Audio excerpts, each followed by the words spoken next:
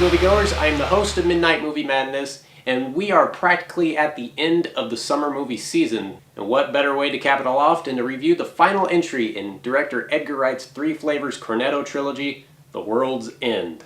For those who don't know, the same people who made Shaun of the Dead and Hot Fuzz into the cult favorites they are today had no idea that this would be an odd trilogy, and after giving it much thought, they said, why not?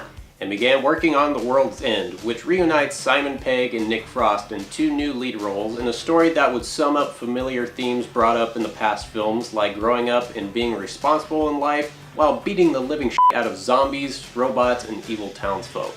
The story begins with Simon Pegg's character, Gary King, who once did an unsuccessful pub crawl with his mates back in high school and always felt that was the best moment of his entire life. 20 years have passed and Gary still feels he has unfinished business to take care of, and so he reunites his old friends who have moved on to more successful lives and travel back to their hometown and finish what they started, drinking through all 12 pubs all the way to The World's End. And you thought this movie was about an impending apocalypse. Well, then again, you wouldn't be far off. The farther these men go through each pub, they notice something vastly strange about the townspeople and soon realize it has been invaded by alien robots. And their plan of action is, fight them all off one by one, make it to the world's end, have a couple of pints, and wait for all this to blow over. How's that for a slice of fried gold? For the first half of the film, we spend time getting to know each of the main characters that for a while, you wouldn't have guessed that this would have turned into a sci-fi comedy.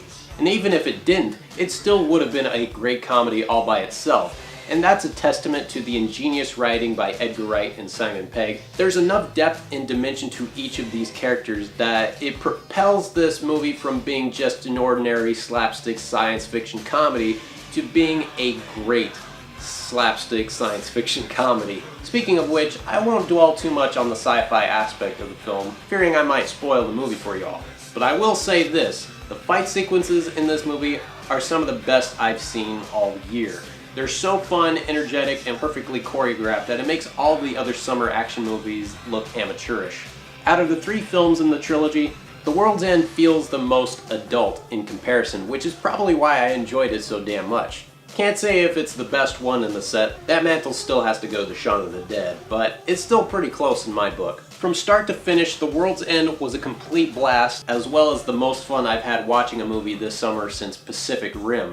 It's such an original, funny, exciting, and at times a very moving and poignant comedy that I have no other choice but to give it my highest stamp of approval. It is a 10 out of 10. Yeah, boy!